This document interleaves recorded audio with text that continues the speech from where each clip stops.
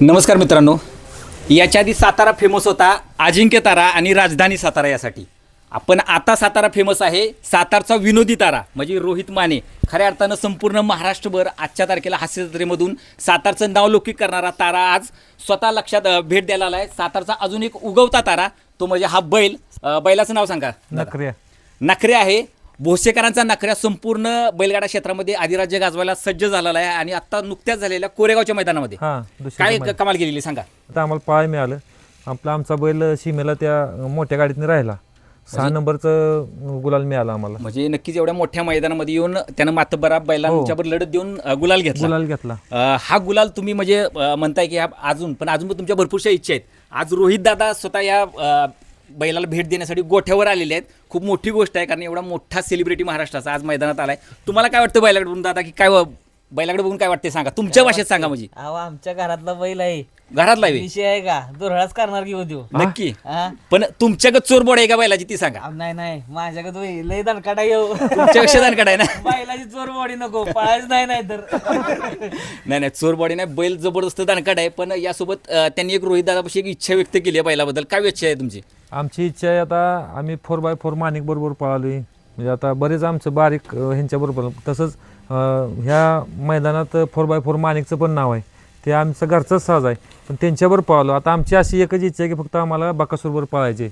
आणि ती इच्छा आमचा हे पुतण्या रोहित त्याच्याकडून व्हावी अशी आमची इच्छा आहे. म्हणजे इच्छा त्यांची काय की महाराष्ट्रातला जो सेलिब्रिटी आहे हास्य जत्रेतला रोहित माने आणि तसा या बैलगाडा क्षेत्रातला सेलिब्रिटी आहे तो म्हणजे बकासूर ज्याला आपण देव असं संबोधतो.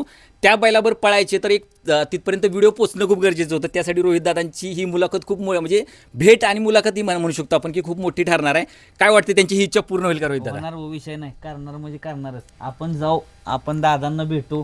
आणि माझी पण कळकळीची विनंती आहे बकासूर बरोबर आमचा जो घरचा बैल पळायला पाहिजे. तर दादा आम्ही तुम्हाला भेटायला येतोय लवकरच. आमचा बैल तुमच्या बैलाबरोबर पळायलाच पाहिजे. नक्कीच मोहिल शेठ तुमच्यासाठी एक खूप रिक्वेस्ट म्हटली तरी वावगं ठरणार नाही अशी रिक्वेस्ट आहे. आपला सातारकरांचा भोसेकरांचा हा जो बैल आहे त्याची इच्छा आहे बकासूरच्या जोठ्यात एकदा पळायचं आणि गुलाल घ्यायचा. नक्कीच ती लवकरात लवकर पूर्ण हवी. अजून काय नखरेची बहीण आता रोहितचा आता पायगुण अरे नाही म्हणजे सांगायचं म्हणजे मुलाखत घ्यायची एक विषय निघाला आणि इथपर्यंत दावणीवर पोहोचलो. आणि काय झालं आता आमची नखरेची जी आहे ना तिला आता कालवड झाली. आता रोहित याला नखरेला बहीण झाली आता. आणि ती पण काळीच झाली. आम्हाला जी अपेक्षा होती की आम्हाला कालवड पाहिजे ती कालवड झाली आम्हाला. बघूनच असा आनंद झाला. आत्ता झाली म्हणजे हो आता किती मिनिटं झाली असतील. आता एक 20-25 मिनिटं झाली. ती नखरेची बहीणच आहे. म्हणजे ज्या पायगुणानं आता कालवड झाली त्याच पायगुणानं नखरे आपला लवकरच लवकर बकासूरच्या जोट्यात पण पळेल 100%. म्हणजे दादाचा पायगुण चांगला आहे. पायगुण तर हाय चालतंय. धन्यवाद.